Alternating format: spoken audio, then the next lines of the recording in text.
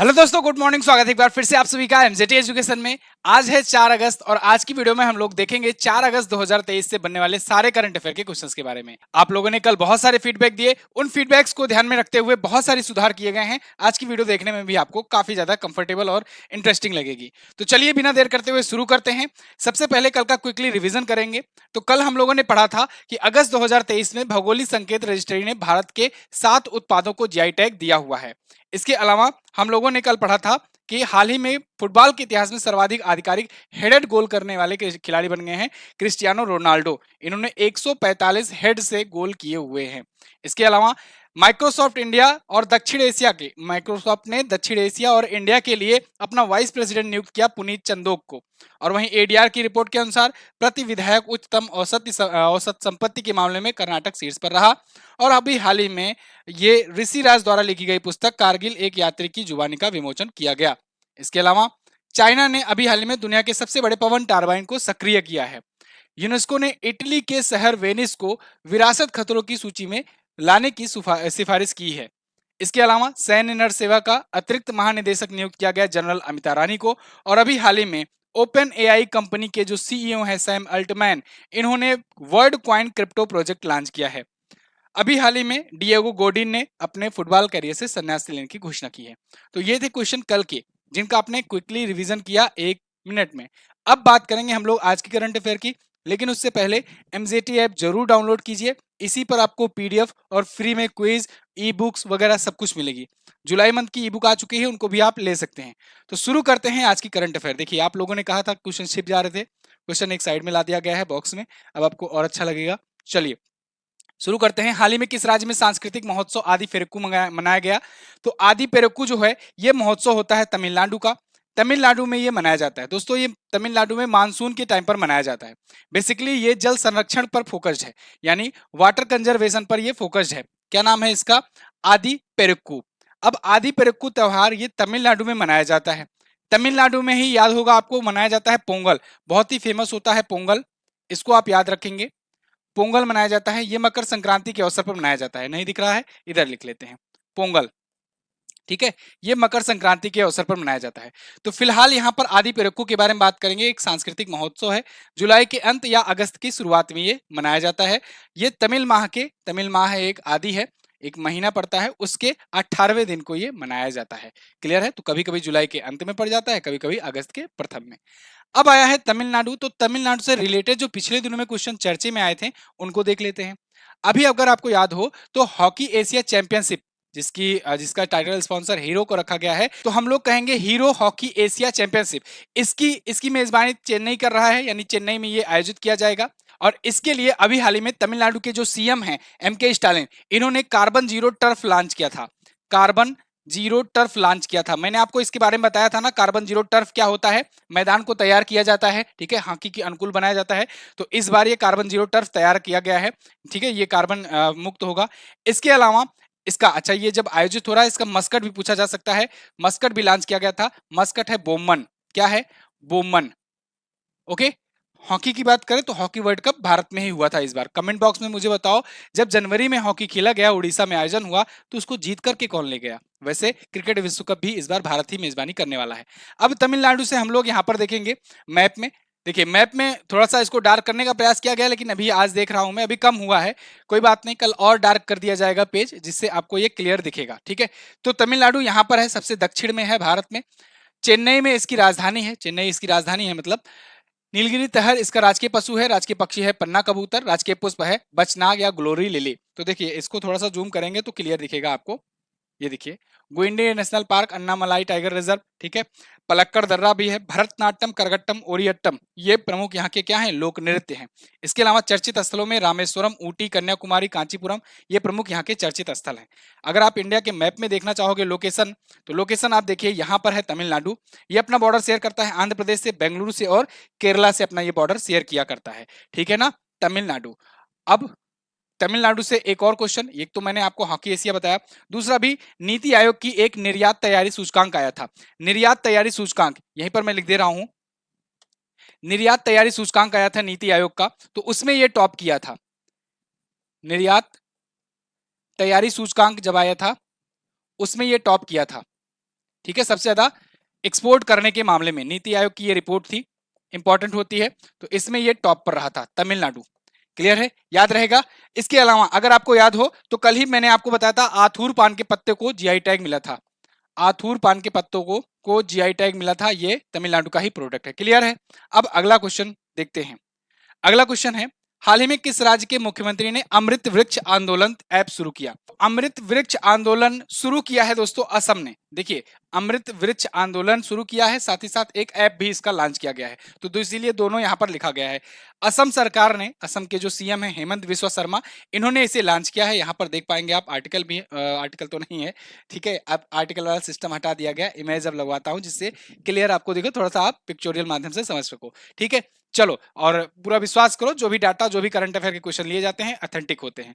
Article लेने का दो कारण था, एक तो ऑथेंटिकेशन, कि आपको विश्वास रहे कि ये जो क्वेश्चंस लिए जा रहे हैं इन इन बड़े न्यूज़पेपर के द्वारा लिए जा रहे हैं, जिससे आपके अंदर मतलब ये हो कि कोई गलत क्वेश्चन नहीं लिया जा रहा। दूसरा मकसद ये था इंग्लिश आर्टिकल लेने का, जो इंग्लिश वाले स्टूडेंट थे उनको थोड़ा हेल्प मिल जाती। लेकिन यहाँ पर अब एक्सप्लेनेशन में थोड़ा इंग्लिश वर्ड यूज किया जाएगा, और साथ ही साथ ये जो है पिक्चोरियल माध्यम में आपको दिया जाएगा। मैंने आपको कल भी कहा था कि ये पहले शुरुआत है, आप जैसे जैसे फीडबैक देते जाओगे और अच्छा सुधार किया जाएगा। देखिए साइड में है, आप स्क्रीनशॉट भी आप ले सकते हो। तो हेमंत बिस्वा शर्मा जी जो है अमृत वृक्ष आंदोलन ऐप लॉन्च किए हैं, इससे वनों को बढ़ावा मिलेगा, जलवायु परिवर्तन के खिलाफ लड़ाई में ये अपना योगदान दे पाएंगे। दरअसल इसके तहत ये 17 सितंबर को चाह रहे हैं कि एक मेगा वृक्षारोपण अभियान शुरू करें। तो 17 तारीख को, 17 सितंबर को ही ये 1 करोड़ पौधे लगवाएंगे असम में। ठीक है, 1 करोड़ पौधे। साथ ही साथ 2025 तक का ये टारगेट रखे हैं कि 2025 तक आते आते 5 करोड़ पौधे पूरे असम में लगवाए जाएं। इससे ऑब्वियस सी बात है, वनों को बढ़ावा मिलेगा और जलवायु परिवर्तन के खिलाफ लड़ाई में मदद मिलेगी। आपको याद हो तो अभी 22 जुलाई को ऐसे ही सेम वृक्षारोपण अभियान यूपी सरकार ने भी शुरू किया था। यूपी सरकार ने टारगेट तो रखा था 35 करोड़ पौधे लगाने का, लेकिन टारगेट 30 करोड़ तक हो पाया, पूरा नहीं हो पाया, तो 30 करोड़ पौधे लगाए गए यूपी सरकार के द्वारा 22 जुलाई को। साथ ही साथ यूपी गवर्नमेंट ने, योगी आदित्यनाथ ने घोषणा किया है कि 15 अगस्त को और लगाए जाएंगे पौधे, 25 करोड़ के आसपास में पौधे और लगाए जाएंगे। तो ये तो पौधों से हुई बात। अच्छा, असम की अगर बात कर लें हम लोग, तो असम देखोगे मैप में, यहां पर है असम। असम यहां पर देखिए, इसको भी जूम कर लेते हैं तो अच्छे से दिखेगा। असम दोस्तों यहाँ पर जितने भी स्टेट हैं सभी से अपना बॉर्डर शेयर करता है। जैसे ऊपर अरुणाचल प्रदेश हो गया, इधर नागालैंड मिल जाएगा आपको, ये मणिपुर, इधर मिजोरम, ये त्रिपुरा, इधर ये मेघालय। ठीक है, तो नागालैंड, मणिपुर, मिजोरम, मेघालय, त्रिपुरा, और इधर ये पश्चिम बंगाल से भी अपना बॉर्डर लगाता है। हालांकि 7 सिस्टर स्टेट में इसका पश्चिम बंगाल को नहीं कहते हैं, इन 7 राज्यों को 7 सिस्टर स्टेट कहते हैं। क्लियर है ना। अब असम के बारे में अगर बात करी जाए जब भी, तो समझिएगा यहाँ पर 7 नेशनल पार्क हैं, और 7 नेशनल पार्क के नाम आपको याद होने चाहिए। कौन कौन से? Raimona national park, Kaziranga national park, Manas, Nameri, Orang, Dibrugarh Saikhowa और देहिंग पटकाई। मैंने आपको इसको एक दोहा के माध्यम से भी याद करवाया था। ठीक है, कि असम के डिब्रूगढ़ से काजीराम के मानस आए, राम नाम लेके, और औरंगजेब को देहिंग पटकाए।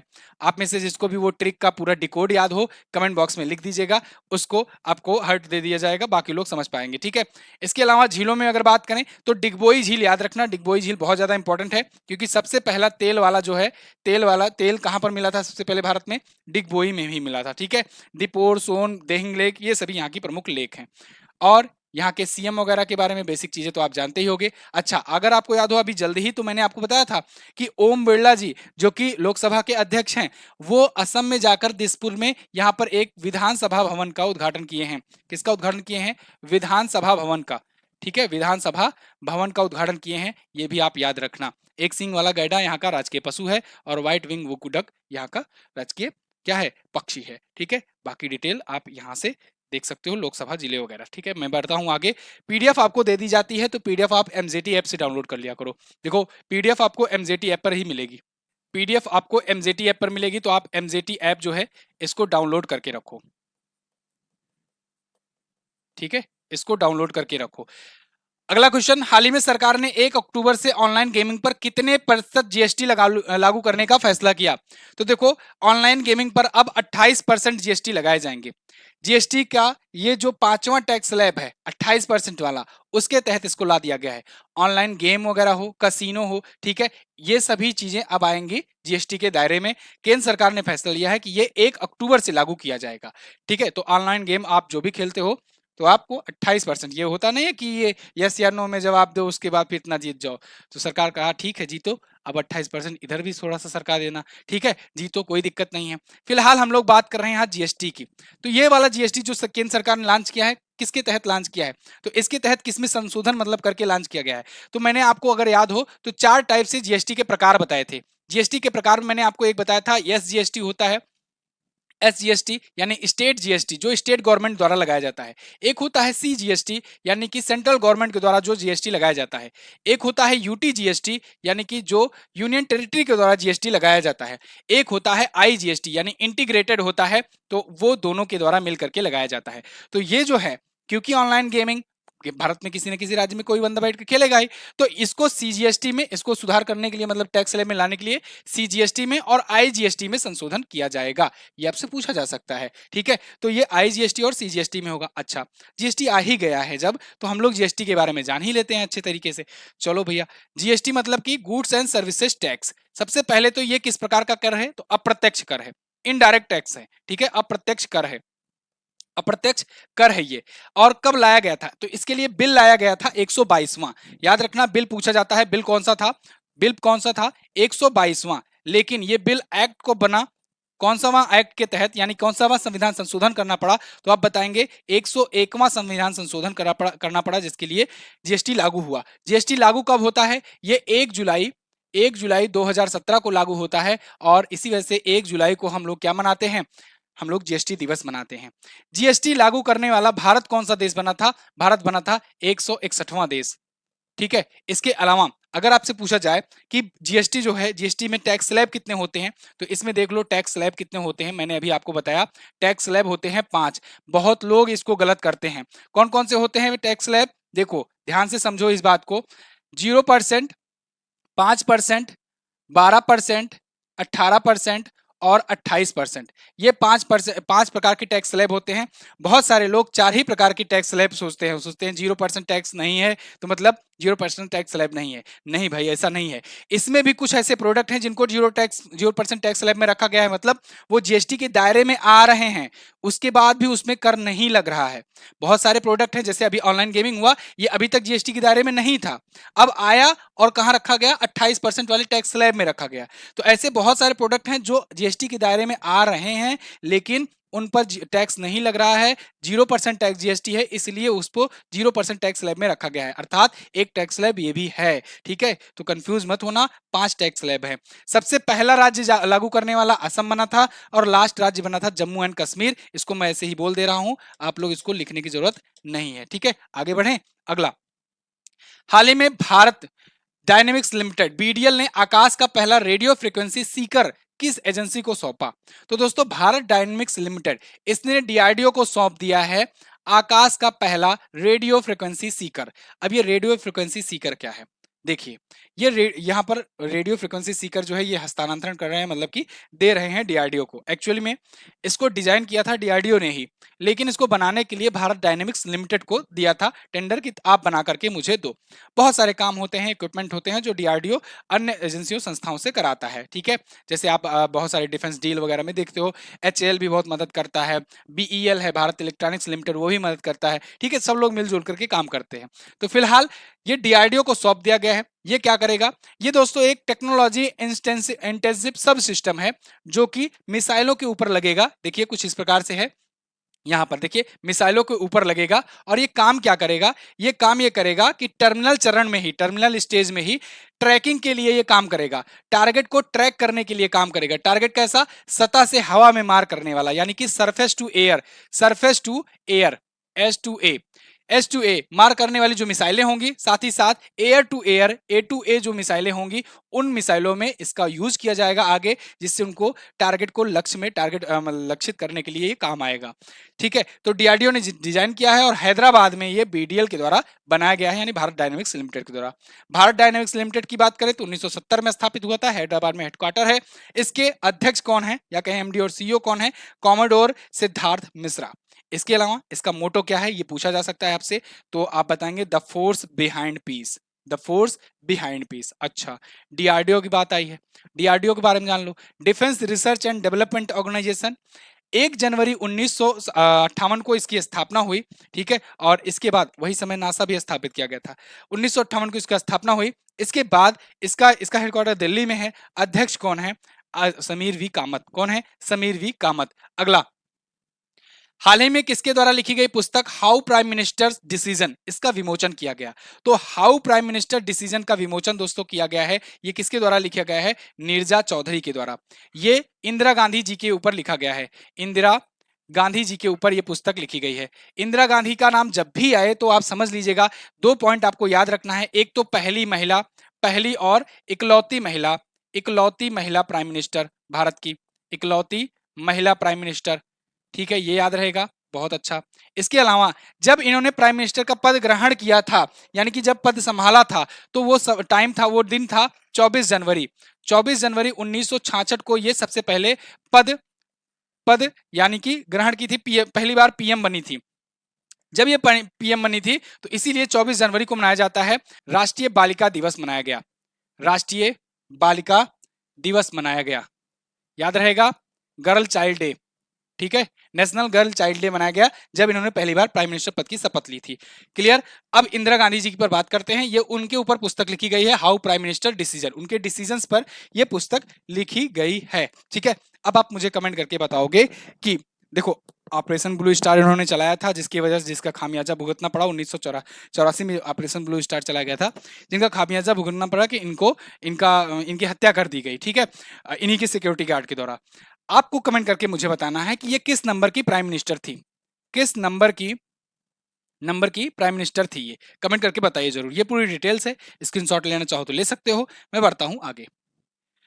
अब कुछ और पुस्तक जो पिछले दिनों में चर्चे में रही उनको हम लोग रिवाइज कर लेते हैं। देखो, हाउ प्राइम मिनिस्टर डिसाइड या कहें डिसीजन, ये नीरजा चौधरी ने लिखा। कारगिल एक यात्री की जुबानी, ऋषिराज ने लिखा। Memories never die, doctor M Naseeba मैकेयर और डॉक्टर वाई एस राजन ने लिखा। और as the wheel turns, Ranjit Pratap ने लिखा। राग प्रकाश, इसको डॉक्टर ओम प्रकाश कौल ने लिखा। All to play, the advance of Rishi Sunak, इसको माइकल एस क्राफ्ट ने लिखा। Prism, the essential aboard of rainbow, इसको लिखा विनोद मंकारा ने। Colours of devotion, Anita Bharat Shah की पुस्तक। माया मोदी और आजाद, ये सुधा पाई ने लिखा है और सज्जन कुमार ने। द योग सूत्र फॉर चिल्ड्रन, रूपा पाई के द्वारा लिखा गया है और India's finance minister Ashok Kumar Bhattacharya ने लिखा है। तो ये पुस्तकें हैं, इनका आप रिवीजन भी करते रहो। मैंने आपको जैसे बताया है, रटना नहीं है। रोजाना मैं जब भी पुस्तकें आएगा, रोजाना मैं यहाँ पर दिखाता हूँ, आपको बस रोजाना मेरे साथ रिकॉल कर लेना है, आपको तुरंत तैयार हो जाएगा, ठीक है। चलो अगला, ज्यूरिक फिल्म फेस्टिवल 2023 में गोल्डन आई पुरस्कार से किसे सम्मानित किया जाएगा? तो गोल्डन आई पुरस्कार से दोस्तों सम्मानित किया जाएगा डायने क्रूगर को। किसे? डायने क्रूगर को। ये आपको दिख रही हैं डायने क्रूगर, ये एक एक्ट्रेस है, ठीक है। और इनको ज्यूरिक फिल्म फेस्टिवल में, ज्यूरिक कहां पर पड़ता है? स्विट्जरलैंड में। तो वहां के फिल्म फेस्टिवल में गोल्डन आई पुरस्कार से सम्मानित किया जाएगा। इंपॉर्टेंट क्वेश्चन है, गोल्डन आई पुरस्कार पूछा जाता है। तो ये 2023 का संस्करण जो है वो 28 सितंबर से 8 अक्टूबर के बीच चलने वाला है और वहीं पर इनको सम्मानित किया जाएगा। इनसे पहले भी बहुत सारे अभिनेताओं को ये मिल चुका है, जैसे जैसे एडी रेडमाइने, क्रिस्टन स्टीवर्ट, जेक गिलनहॉल, इसके अलावा Helen Hunt, John मैक्लोविच, Oliva Kallmann, ठीक है, इन सबको भी मिल चुका है। अगला, हाल ही में किस भारतीय अमेरिकी को एफबीआई का विशेष प्रभारी एजेंट नियुक्त किया गया? तो एफबीआई की विशेष प्रभारी एजेंट नियुक्त की गई हैं कौन? सोहिनी सिन्हा। ये भारतीय मूल की हैं, भारतीय मूल की हैं, भारतीय मूल की अमेरिकी हैं और इनको अभी एफबीआई में विशेष प्रभारी एजेंट नियुक्त किया गया है, ठीक है। ये 2001 में ज्वाइन की थी एफबीआई और उसके बाद ये धीरे धीरे प्रमोट होती रही परफॉर्मेंस को देखते हुए और अब ये विशेष प्रभारी एजेंट नियुक्त की गए हैं, काफी शीर्ष पद है। तो एफबीआई के जो डायरेक्टर हैं क्रिस्टोफर रे, इन्होंने इनको नियुक्त किया है।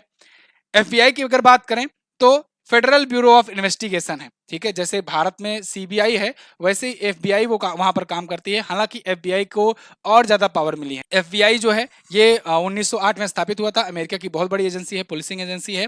वाशिंगटन डीसी में इसका हेडक्वार्टर है और क्रिस्टोफर ए रे इसके अध्यक्ष हैं, ठीक है। अगला, 3 अगस्त 2023 को कोलकाता में डूरंड कप का कौन सा संस्करण शुरू हुआ? तो डूरंड कप दोस्तों एशिया का सबसे पुराना फुटबॉल टूर्नामेंट है। आपको पता होना चाहिए, बहुत इंपॉर्टेंट होता है। पिछली बार जो जीता था बेंगलुरु एफसी, ये कई एग्जाम में पूछा गया था। तो डूरंड कप अभी ये शुरू हो चुका है, 1 महीने तक चलेगा। 3 अगस्त से शुरू हुआ है, 3 सितंबर तक ये चलेगा।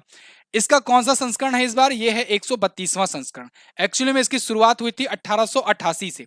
1888 से, तो आप देख सकते हो कितना पुराना ये टूर्नामेंट है। तो 1888 से शुरू हुआ, एशिया का ये सबसे पुराना फुटबॉल टूर्नामेंट होता है। देखिए 4 वेन्यू डिसाइड किए गए हैं, कोलकाता, गुवाहाटी, इसके अलावा ये काकराझार, शिलोंग। 3 अगस्त से 3 सितंबर के बीच में होगा। 24 फुटबॉल टीमें हिस्सा लेंगी और इन 24 टीमों में नेपाल और बांग्लादेश की भी टीमें रहेंगी। देखो ये एक प्रकार का रीजनल टूर्नामेंट है, मतलब भारत के ही जो राज्य वगैरह होते हैं वो शामिल होते हैं। जैसे पिछली बार का विजेता बेंगलुरु एफसी था, ठीक है, और उससे पहले गोवा एफसी ने जीता था। इसके बारे में थोड़ा सा और जान लो। ये देखो बाकी चीजें मैंने आपको बता दिया। सर्वाधिक विजेता अगर पूछा जाएगा तो पूर्वी बंगाल की टीम और मोहन बागान की टीम, ये सबसे ज्यादा बार जीती हुई है। दोनों ने 16-16 बार टूर्नामेंट जीते हुए हैं, ठीक है। तो 16-16 बार जीत करके दोनों बराबर में है। वैसे आप भी अपनी जीत सुनिश्चित कर सकते हो एसएससी जेई का ये बैच ज्वाइन करके। एसएससी जेई का जीएस स्पेशल बैच आया हुआ है, और हाँ दोस्तों, जबरदस्त तरीके से इसमें तैयारी कराई जाएगी। अक्टूबर में आपका एग्जाम है, टारगेट बैच है ये जेई का। आप geography, current affair, science, economy, history, Indian polity सब कुछ इस पे पढ़ोगे, पाओगे यहाँ पर। इसके अलावा आप हमारे और भी बैचेज जैसे जीएस सफलता बैच वगैरह ज्वाइन कर सकते हो। जीएस सफलता बैच में कल जियोग्राफी शुरू की गई है, और जबरदस्त क्लास है। मतलब आप अगर देखोगे ना तो फिर एक ही क्लास में आपको लगेगा कि बस पैसा वसूल हो गया। ब्रह्मांड का पूरा मतलब खोल के रख दिए हैं। आप एक बार देख करके देखना, ठीक है। जो लोग भी बैच लिए हो, जो लोग नहीं देखे हो क्लास, जा करके क्लास एक बार ले करके देखो, तब आपको पता लगेगा कि कैसे, मतलब कि कितना कंटेंट ब्रह्मांड से आपको पढ़ना था जो आपने आज तक नहीं पढ़ा था, और जहां से क्वेश्चंस बनते थे। एमजेटी ऐप पर ये सारी चीजें मिलेंगी। फिलहाल सभी कोर्सेज पर डिस्काउंट, जो उनके डिस्काउंट कूपन कोड हैं वो उसी के डिस्क्रिप्शन में लिखे हुए होते हैं। आप जाओगे, बैच ओपन करोगे, जैसे वीडियो कोर्स में गए, उसमें इंटर किए, तो आपको वहां पर दिखेगा कि कौन सा कूपन कोड आपको लगाना है, तब मिलना है। इसके अलावा भी वहां पर ऑफर फॉर यू लिखा रहता है, उस पर अगर जाओगे ना तो वहां पर ई बुक और कोर्स, जहां जहां पर जो भी डिस्काउंट दिया गया है जिस जिस कोर्स के लिए, उसके लिए आप यूज कर सकते हो। विदेशों में मरने वाले भारतीयों के अवशेषों के हस्तांतरण सुविधा के लिए कौन सा पोर्टल लॉन्च किया गया? ये भी एक इंपॉर्टेंट क्वेश्चन है, इंटरेस्टिंग क्वेश्चन है। देखिए बहुत सारे भारतीय रह रहे हैं, आप जानते हो भारत दुनिया का सबसे ज्यादा प्रवासी लोगों वाला देश है, यानी कि भारत के सबसे ज्यादा प्रवासी रहते हैं। अच्छा, जब प्रवासी रह रहे हैं तो ऑब्वियस सी बात है डेथ भी होगी, जन्म भी होगा। तो जब डेथ हो जाती है तो उनकी बॉडी लाई जाती है इंडिया में। देखिए अवशेषों को हस्तांतरण करने, यानी कि बॉडीज को लाने के लिए, प्रक्रिया को आसान बनाने के लिए एक पोर्टल लॉन्च किया गया है, और इस पोर्टल का नाम है ई केयर। क्या नाम है? E care. इसके माध्यम से अगर कोई एप्लीकेशन डालता है तो 48 घंटों के भीतर ही जवाब मिलेगा, और ना सिर्फ जवाब मिलेगा बल्कि पूरी व्यवस्था की जाएगी जिससे वो जो लाश है उसको आराम से यहाँ पर डिपोर्ट किया जा सके, ठीक है। तो इसके लिए ई केयर पोर्टल लॉन्च किया गया है। ई केयर का फुल फॉर्म भी होता है e clearance for post life residuals, यानी कि इलेक्ट्रॉनिकली ही क्लियरेंस मिल जाएगा आपको, ऑनलाइन ही क्लियरेंस मिल जाएगा, और उसके बाद बॉडी को ला सकोगे। स्वास्थ्य मंत्रालय भारत सरकार के द्वारा लॉन्च किया गया है। स्वास्थ्य मंत्री कौन है? मनसुख मंडाविया जी, ठीक है। मनसुख तो तनसुख। चलिए अगला, हाल ही में किस नागरिक पुरस्कार से सम्मानित प्रसिद्ध मराठी कवि नामदेव घोंडो महानोर का निधन हो गया? इंपॉर्टेंट क्वेश्चन है। नामदेव घोंडो महानोर बहुत ही फेमस पर्सनालिटी थे ये। मराठी कवि थे एक प्रकार से, और फिल्मों में भी गीत लिखा करते थे। तो ये पद्मश्री से सम्मानित थे दोस्तों, और इनका निधन हो गया है। 1991 में इनको पद्मश्री से सम्मानित किया गया था। महाराष्ट्र में, देखिए ये थे कवि, थे बहुत ही फेमस मराठी कवि और गीतकार भी थे। तो इनका निधन हो गया है। 1991 में इनको पद्मश्री से सम्मानित किया गया था। ये विधान परिषद के सदस्य भी रह चुके थे, महाराष्ट्र विधान परिषद के सदस्य रह चुके थे। अब कुछ और इंपॉर्टेंट क्वेश्चन, जैसे कि मैंने आपको उस दिन बताया था कि कुछ क्वेश्चन ऐसे होते हैं जो बहुत ज्यादा डिटेल में तो नहीं जानना होता है, बस ऑनलाइनर फॉर्मेट में आपको एक बार दिमाग में रखना होता है, तो उनको देख लीजिए। जैसे स्पेन में आयोजित टर्नियो डेल सैटिनियो 2023 प्रतियोगिता हुई, इसको भारत ने जीत लिया है। अच्छा, प्रतियोगिता जो है इसको स्पेनिश हॉकी फेडरेशन की 100वीं वर्षगांठ पर आयोजित किया गया था। तो यहां से क्वेश्चन बन सकता है, कौन सी वर्षगांठ पर आयोजित हुआ था? 100वीं। लेकिन जीता किसने? भारत ने। नई दिल्ली में किस केंद्रीय मंत्री ने भारत का पहला स्वदेशी रूप से विकसित एमआरआई स्कैनर लॉन्च किया है? तो एमआरआई स्कैनर किसने लॉन्च किया है? जितेंद्र सिंह जी ने, साइंस मिनिस्टर हैं। अच्छा, ये स्वदेशी रूप से एमआरआई है। एमआरआई का फुल फॉर्म क्या होता है? Magnetic resonance imaging. Magnetic resonance resonance imaging, ठीक है, याद रखना। प्रत्येक वर्ष विश्व स्तनपान सप्ताह कब से कब तक मनाया जाता है?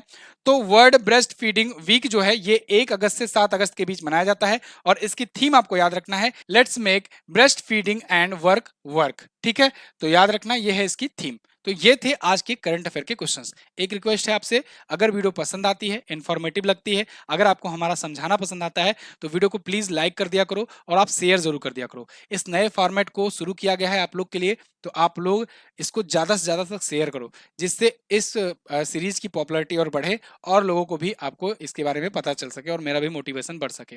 टेलीग्राम ग्रुप वगैरह पर वन लाइनर वगैरह भेजी जाती है, पीडीएफ वगैरह भेजी जाती है, आप उसको डाउनलोड कर सकते हैं। हमारी ई बुक्स भी आती हैं, 6 महीने की ई बुक आई हुई है, जुलाई की भी ई बुक आ चुकी है, उनको भी आप ज्वाइन कर सकते हैं। बात करेंगे हम लोग लास्ट डे के क्वेश्चंस की। तो लास्ट डे मैंने आपसे क्वेश्चन पूछा था कि सुप्रीम कोर्ट ने किस वर्ष 3 तलाक की प्रथा को असंवैधानिक घोषित किया? तो सुप्रीम कोर्ट ने 2017 में घोषित किया था, जबकि भारत सरकार के द्वारा इस पर बिल लाया गया, भारत सरकार द्वारा इस पर कानून कब बनाया गया? 2019 में, ठीक है। वॉक्यूम आधारित सीवर सिस्टम वाला भारत का पहला शहर कौन है? ये आगरा है, उत्तर प्रदेश का शहर है, ठीक है। आज आपको क्या बताना है, निम्न में से जीआई टैग प्राप्त कौन सा प्रोडक्ट उत्तर प्रदेश से संबंधित है? इनमें से कौन सा ऐसा प्रोडक्ट है जो जीआई टैग पा चुका है और उत्तर प्रदेश से संबंधित है? कल की वीडियो अगर आप देखे होंगे तो इसको आप आराम से आंसर कर ले जाएंगे। यूनेस्को की विश्व धरोहर समिति का 45वां सत्र कहां पर आयोजित किया गया? तो 45वां सत्र आपको बताना है कहां पर किया जाएगा, ठीक है। चलिए, तो ये थे क्वेश्चन आज के। वीडियो कैसी लगी है जरूर बताना। एमजेटी ऐप डाउनलोड कर लीजिए। कोर्सेज वगैरह पर डिस्काउंट ऑफर पाने के लिए आपको ऐप को डाउनलोड करना होगा, ऐप को ओपन करना होगा, कोर्स में जाकर डिस्क्रिप्शन चेक करना होगा, वहां पर सबको प्रॉपर कूपन कोड सबके लिए लिखे गए हैं, जो जो डिस्काउंट जहां पर अवेलेबल है मिलना होगा। वीडियो कैसी लगी है आप लोग जरूर कमेंट करके बताएंगे। मिलेंगे अगली वीडियो में, तब तक के लिए नमस्कार, जय हिंद, वंदे मातरम।